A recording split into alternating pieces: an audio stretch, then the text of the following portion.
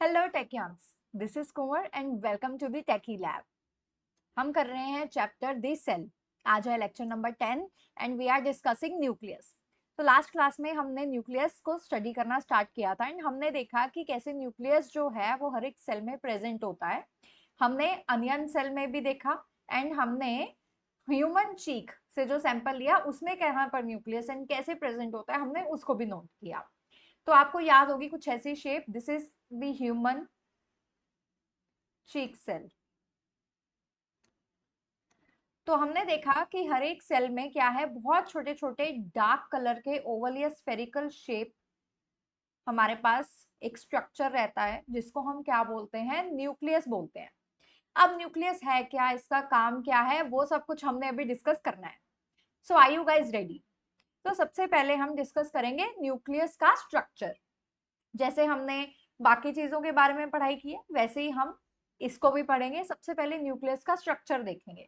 तो न्यूक्लियस के स्ट्रक्चर में आप देखोगे कि कोई भी प्लांट सेल या एनिमल सेल है उसमें आपको यहाँ पर ऐसी शेप का क्या दिख जाएगा, आपको एक न्यूक्लियस दिख जाएगा। अब उस न्यूक्लियस में क्या है देखो, सबसे पहले तो आपके पास बाहर की लेयर है जिसको हम क्या बोल देते हैं, न्यूक्लियर मेम्ब्रेन। उस पर क्या है, कुछ पोर्स हैं, ठीक है, वो पोर्स हैं उसके ऊपर। एंड देन फिर आ जाता है हमारे पास न्यूक्लियोलस। अभी इस न्यूक्लियस के अंदर भी एक स्फेरिकल शेप हमारे पास कुछ है। देन आप देख सकते हो कि यहाँ पर कुछ एक्स शेप्ड हमारे पास स्ट्रक्चर है, वो क्या है, हमारे क्रोमोसोम्स।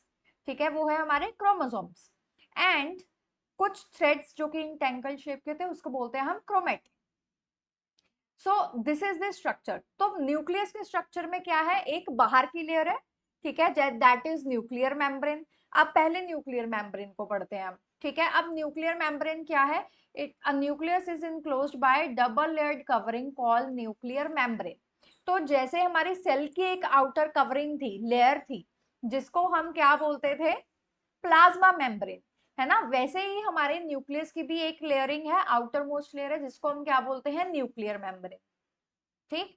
अब हमारे पास ये जो मेम्ब्रेन है, आप देखोगे कि हमें उस पे क्या दिख रहे हैं, पोर्स दिख रहे हैं। अब जो हमारा सेल है, नॉर्मली जो सेल है ना, उसमें डिफ्यूजन या फिर ऑस्मोसिस के थ्रू क्या होता है कि जो चीजें हैं वो ट्रांसफर होती है, ट्रांसपोर्ट होती थी, ठीक है।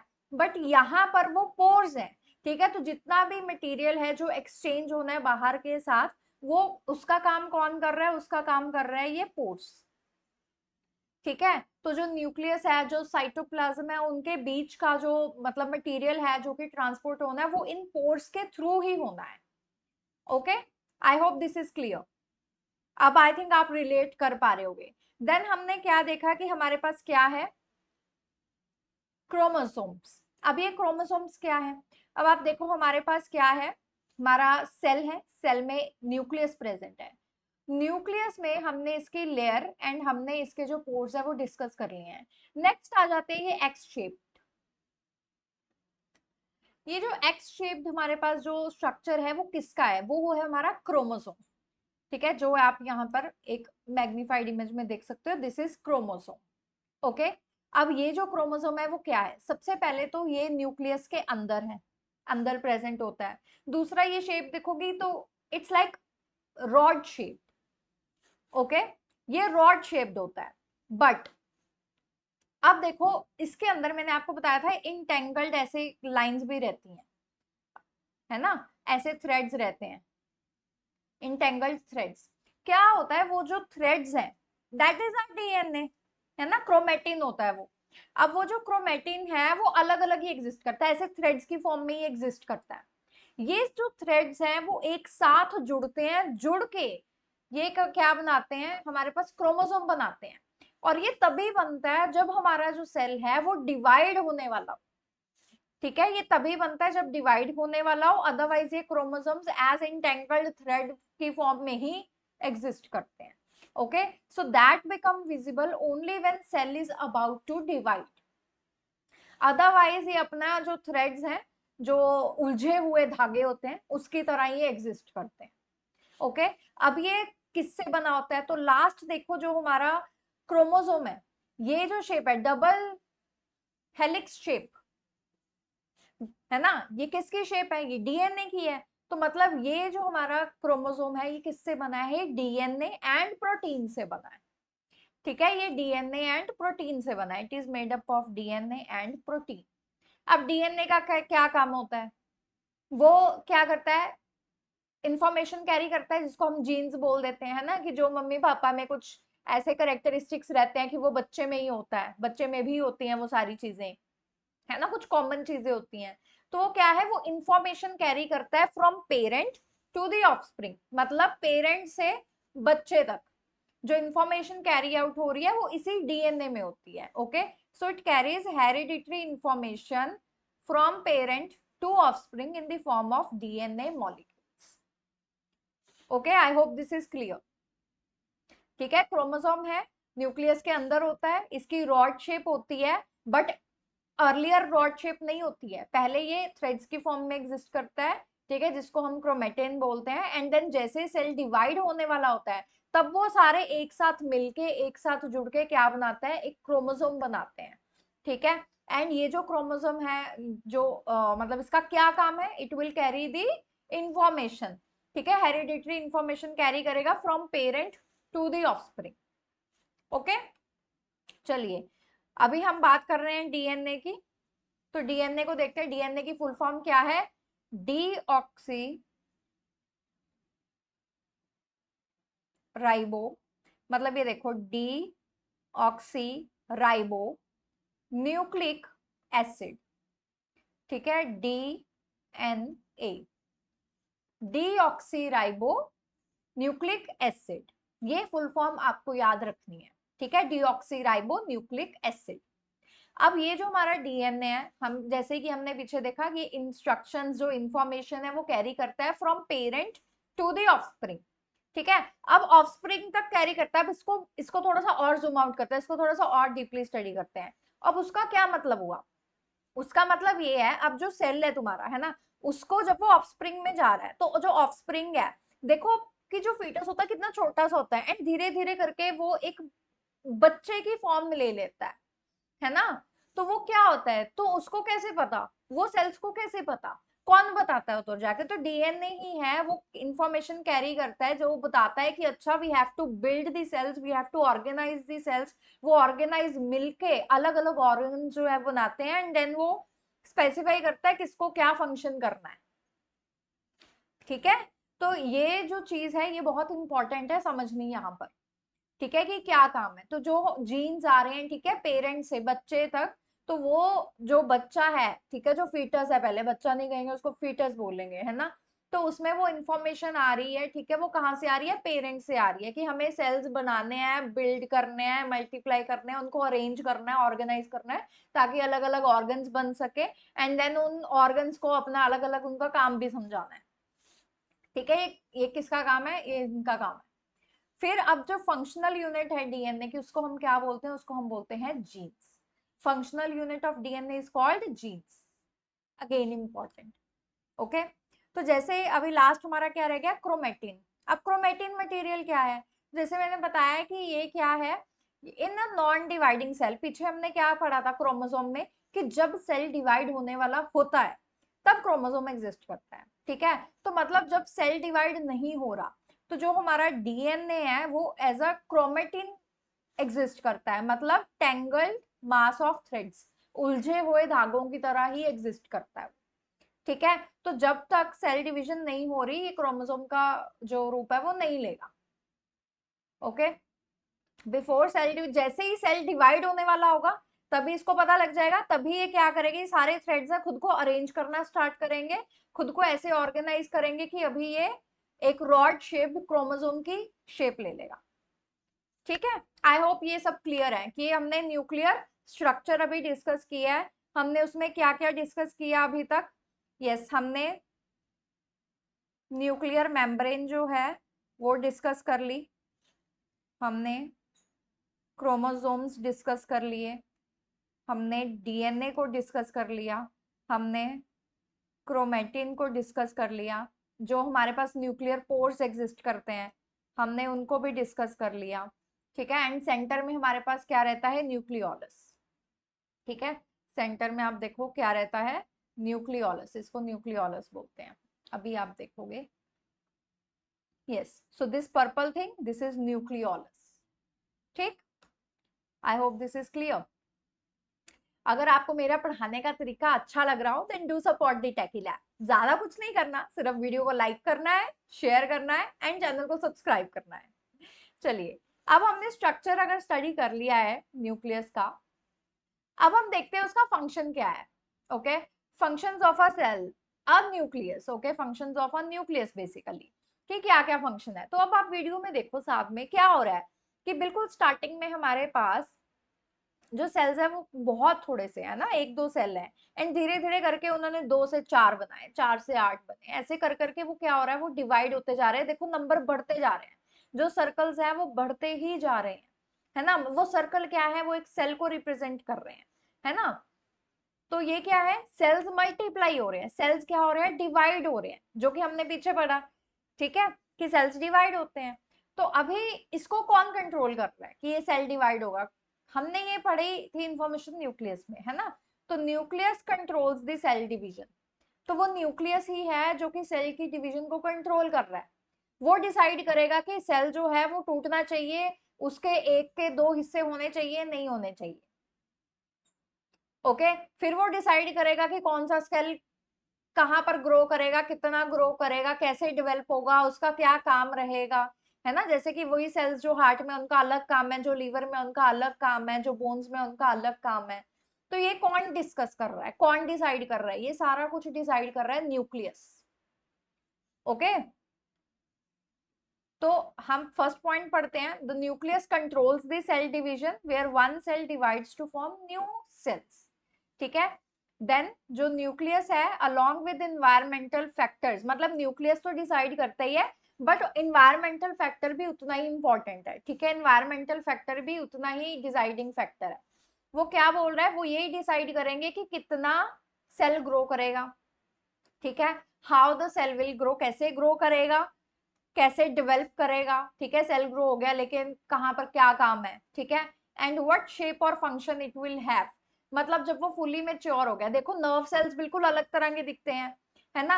ओवम बिल्कुल अलग तरह का दिखता है, स्पर्म अलग तरह का दिखता है ना। जो बोन सेल है वो अलग दिखते हैं, मसल सेल्स अलग तरह से दिखते हैं। मतलब उन सबकी बिगिनिंग सेम ही है, लेकिन जब वो फुली मेच्योर हो जाते हैं तो उनको जो काम दिया जा रहा है वो उसके अकॉर्डिंगली अपने आप को बनाते हैं, उसके अकॉर्डिंगली अपनी शेप लेते हैं। ठीक है, नर्व सेल देखो आप, नर्व सेल बिल्कुल अलग है, तो उसको जो काम दिया उसको उस तरह की शेप बनानी पड़ेगी ताकि वो काम कर सके, है ना। अगर मैं पढ़ा रही हूँ तो मुझे सर्टेन रिसोर्सेज चाहिए पढ़ाने के लिए, है ना। कोई भी टीचर है, उसको आपको चौक देना पड़ेगा, बोर्ड देना पड़ेगा, है ना। फिर वो उसको क्लासरूम देनी पड़ेगी, या फिर उसको एक जगह देनी पड़ेगी, स्पेस देनी पड़ेगी जहां वो आपको पढ़ा सके। दिस इज द बेसिक, है ना। और अगर बच्चा है, अगर उसको पढ़ना है तो उसको भी एक एनवायरनमेंट चाहिए पढ़ने के लिए, उसको पेन कॉपी, है ना, उसको ये सारी छोटी छोटी रिसोर्सेज हैं जो कि बेसिक है, जो कि चाहिए ही चाहिए। तो वैसे ही सेल का है, तो उसको अगर कोई फंक्शन परफॉर्म करना है तो उसको अपनी कोई जो शेप है, पर्टिकुलर शेप, उसको लेके आनी पड़ेगी, तभी वो परफॉर्म कर पाएगा अपना फंक्शन जो उसको काम दिया हुआ है। ठीक है, तो ये सेकंड पॉइंट का वो मतलब है। फिर वो बोल रहा है third, it directs the chemical activities helping in function properly. अब ऐसा थोड़ी है कि ऐसे ही हो जाएगा, अब ये कुछ केमिकल्स हैं, कुछ केमिकल एक्टिविटीज सेल में होंगी, तभी जाके वो अपनी एक शेप बनाएगा एंड देन वो अपना फंक्शन जो है उसको परफॉर्म कर पाएगा। ठीक है, पर वो कौन कंट्रोल करता है, वो भी हमारा न्यूक्लियस ही कंट्रोल करता है। ठीक है, वो भी हमारा न्यूक्लियस ही रिस्पॉन्सिबल है उसके लिए।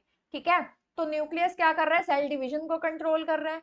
ठीक है, कि डिवाइड होंगे नहीं होंगे, अगर होंगे तो फिर वो ये डिसाइड कर रहा है कि ओके ठीक है, कितना ग्रो करेगा, कहाँ ग्रो करेगा, कौन सी शेप लेगा। ठीक है, एंड देन वो ये डिसाइड कर रहा है कि अच्छा उसका क्या फंक्शन रहेगा। तो ये सारे डिसीजंस किसके हुए, सारे डिसीजंस न्यूक्लियस के हुए। ठीक है, चलिए, आई होप अभी आप सबको काम पता लग गया होगा कि क्या काम है एक न्यूक्लियस का। अब देखो इसी के बेस पे हमारे पास क्या है, दो तरह के हमारे पास जो ऑर्गेनिजम्स है वो रहते हैं, जिसको हम बोलते हैं प्रोकैरियोट्स एंड यूकैरियोट्स। प्रो का मतलब होता है प्रिमिटिव और प्राइमरी, प्रिमिटिव और प्राइमरी। और कैरियोट का क्या मतलब है, it came from the word karyon and then means nucleus. ठीक है, तो प्रोकैरियोट्स कौन से होते हैं? प्रोकैरियोट्स वो ऑर्गेनिजम्स हैं जिनके पास कोई ट्रू न्यूक्लियस नहीं है। Very important. जैसे हमने पीछे देखा कि अच्छा ठीक है ये न्यूक्लियस है, एंड देन हमने न्यूक्लियस के अंदर वो सारी चीजें डिस्कस कर ली, एंड हमें पता है इसके अंदर भी अपने और भी फीचर्स इसके अंदर हैं, है ना। लेकिन प्रोकैरियोट्स एक ऐसे ऑर्गेनिज्म है जिनमें कोई ऐसा न्यूक्लियस नहीं है, मतलब उसकी कोई बाउंड्री नहीं है एज सच, ठीक है। तो उनका जो जेनेटिक मटेरियल है, मतलब हमारे पास क्या होते हैं जेनेटिक मटेरियल में, जैसे हमारे पास क्रोमोसोम्स वगैरह एग्जिस्ट करते हैं ना, क्रोमेटिन एग्जिस्ट करता है। तो वो कहता है उनका जो जेनेटिक मटेरियल है, मतलब जो डीएनए है, वो कहाँ होगा फिर?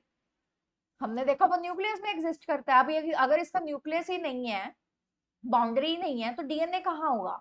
तो वो एक अनडिफाइंड रीजन में होगा, ठीक है, मतलब एक रीजन है उधर एग्जिस्ट कर रहा है, ठीक है, उसको हम बोलते हैं न्यूक्लियोइड। वो न्यूक्लियोइड के अंदर एग्जिस्ट करेगा, ठीक है। ये हमारा फर्स्ट पॉइंट है कि प्रोकैरियोट क्या है, that does not have the true nuclei. Then हमें ये बताना है कि जो उसका जीन है, जो जेनेटिक मटेरियल है, जो डीएनए है, वो न्यूक्लियोइड, एक जो अनडिफाइंड रीजन एग्जिस्ट करता है, न्यूक्लियस की जगह न्यूक्लियोइड एग्जिस्ट करता है, ठीक है, प्रोकैरियोट में, ऐसे याद कर लो। अब ये जो अभी जो डीएनए है, वो न्यूक्लियस जब है नहीं तो उधर कैसे एग्जिस्ट करेगा? बट जो एग्जिस्ट कर रहा है उसमें ही करेगा। क्या एग्जिस्ट कर रहा है? न्यूक्लियोइड एग्जिस्ट कर रहा है, ओके। देन वो कह रहा है दे लैक साइटोप्लाज्मिक ऑर्गेनेलिस।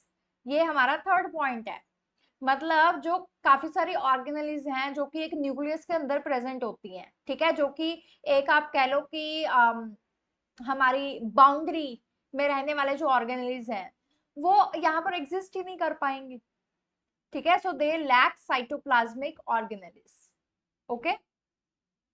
तो अब क्योंकि ये है नहीं, तो ज्यादातर जो फंक्शन है, जो कि वो ऑब्वियसली अभी हर एक चीज, हर एक ऑर्गेनली का अपना एक अलग फंक्शन है, ठीक है, उसका अपना एक काम है, कोई भी चीज यहाँ पे फालतू में नहीं पड़ी है, ठीक है, उन सबके अपने अपने फंक्शंस है।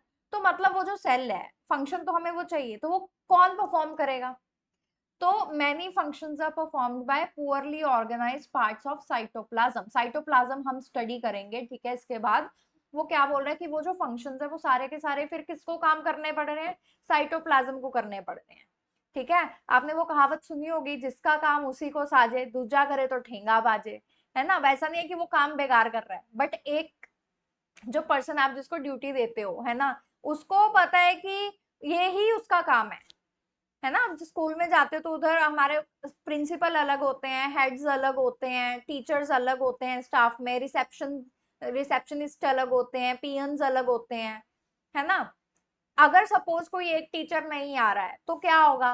तो किसी और टीचर को अपॉइंट कर दिया जाएगा, बट क्या वो टीचर उसको कंप्लीटली रिप्लेस कर पाएगा? है ना, टीचर के पास कितना काम हो जाएगा, फिर क्वालिटी जो है वो मतलब कॉम्प्रोमाइज होती है। तो मतलब वो फंक्शन जो है, जो एग्जिस्ट कर रहा है उसी को करने पड़ते हैं, लेकिन वो पुअरली ऑर्गेनाइज्ड, ठीक है। So many functions are performed by poorly organised parts of the cytoplasm. तो वो जो स्कूल है उसमें जितने भी, मतलब अभी क्या है, अभी बीच में अगर कुछ टीचर्स चले गए, सारी की सारी ऑर्गेनाइजेशन जो है वो ठप हो जाती है। जो टीचर्स एग्जिस्ट कर रहे हैं, जो उधर पढ़ा रहे हैं, सारा बोझ उन्हीं पे आ जाता है, क्योंकि क्लासेस कॉम्प्रोमाइज नहीं कर सकते, है ना। तो फिर क्या होगा? फिर क्वालिटी कॉम्प्रोमाइज हो जाती है, ओके। सो हमारे पास 4 पॉइंट्स है। एग्जाम्पल क्या है? जैसे बैक्टीरिया या फिर आर्के। अभी देखो इसको एक बारी दोबारा से देखते हैं, बहुत इंपॉर्टेंट है, ठीक है। जो हमारे प्रोकैरियोट्स एंड यूकैरियोट्स, प्रोकैरियोट्स ऐसे हैं जिनमें न्यूक्लियस जो है वो एग्जिस्ट नहीं करता, उसकी जगह क्या एग्जिस्ट करता है? न्यूक्लियोइड एग्जिस्ट करता है, ठीक है। तो जो जेनेटिक मटेरियल जो कि न्यूक्लियस में होता था, अभी वो न्यूक्लियोइड में है। देन उनके अंदर अभी एक न्यूक्लियर बाउंडेड, मतलब हमारे पास ऑर्गेनेल्स रहती हैं, मतलब जो बाउंडेड, जब बाउंड्री नहीं है तो वो एग्जिस्ट नहीं कर पाएंगी। तो वो जो साइटोप्लाज्मिक ऑर्गेनेल्स हैं वो इसमें एग्जिस्ट नहीं करेंगी।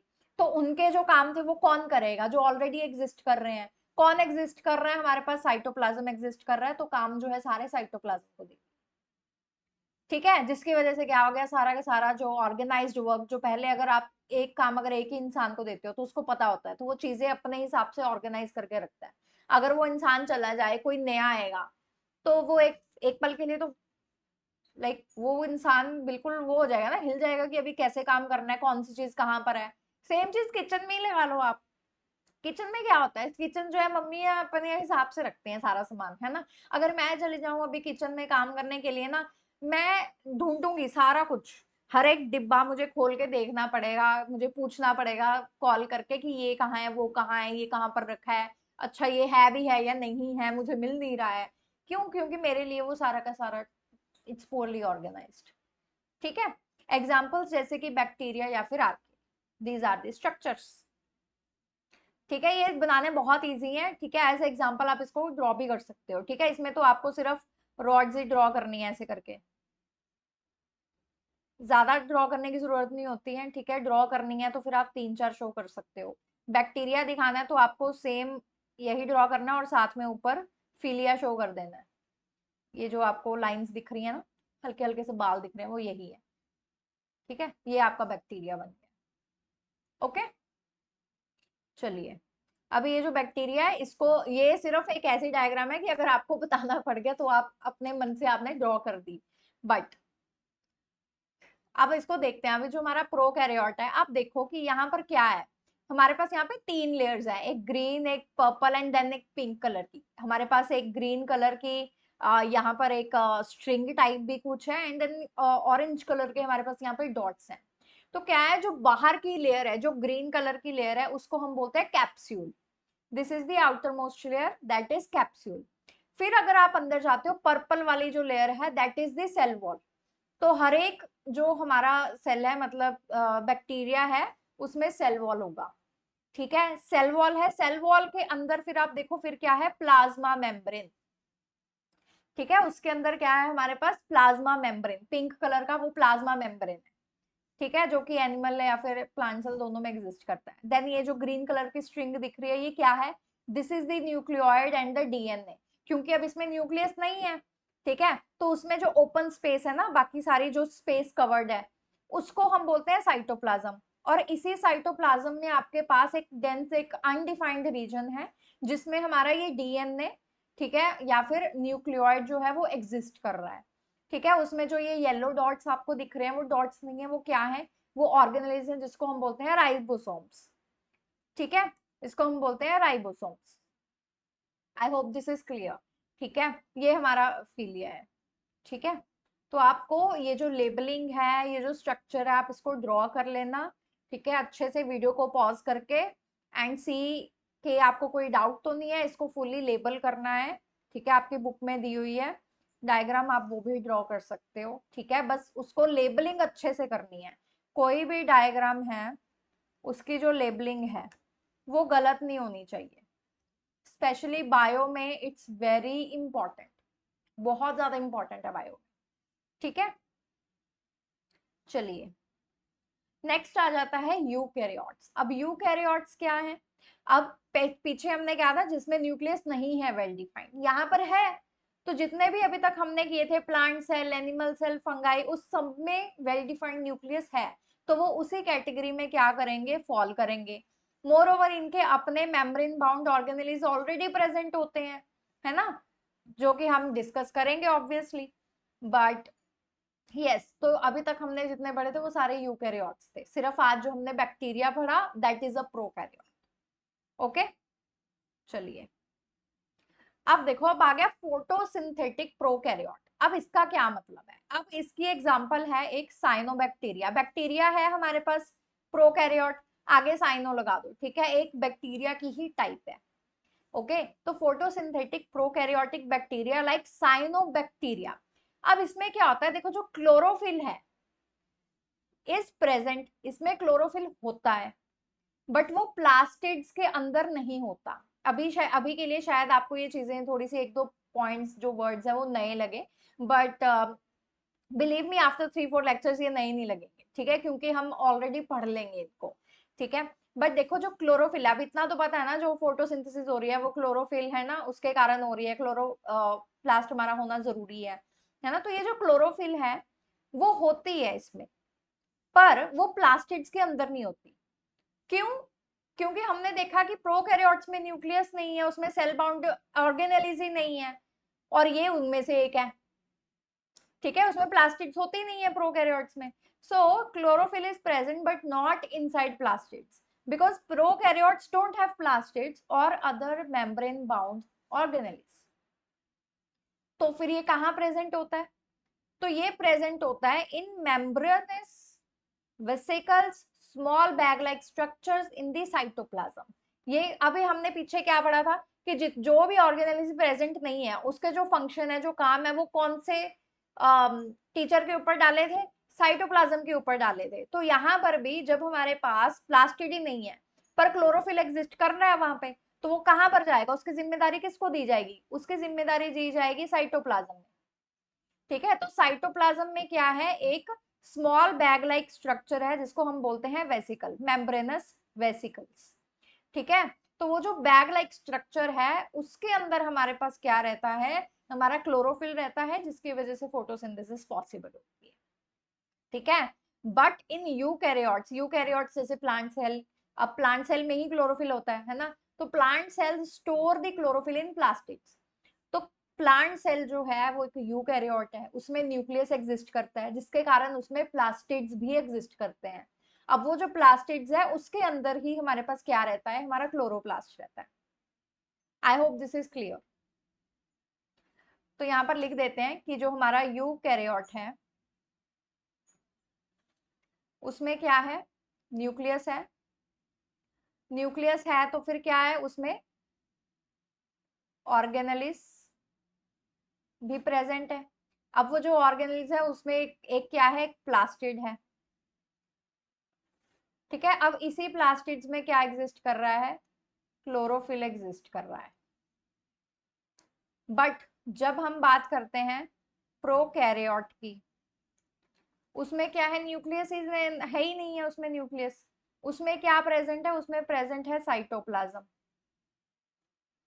साइटोप्लाज्म में क्या है? एक बैग लाइक स्ट्रक्चर है जिसको हम बोलते हैं मेम्ब्रेनस वेसिकल्स. ठीक है, इस मेम्ब्रेनस वेसिकल के अंदर क्या है? हमारा क्लोरोफिल है.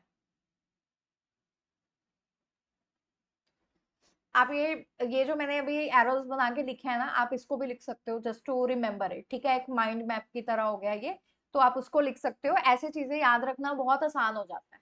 ठीक है, फिर आपको सिर्फ इसके अराउंड क्या बनानी है? कहानी बनानी है. ठीक है, कि प्रोकैरियोट में क्या है? क्लोरोफिल प्रेजेंट होता है लेकिन वो प्लास्टिड में नहीं होता. क्यों? क्योंकि उसमें वो एग्जिस्ट ही नहीं करता.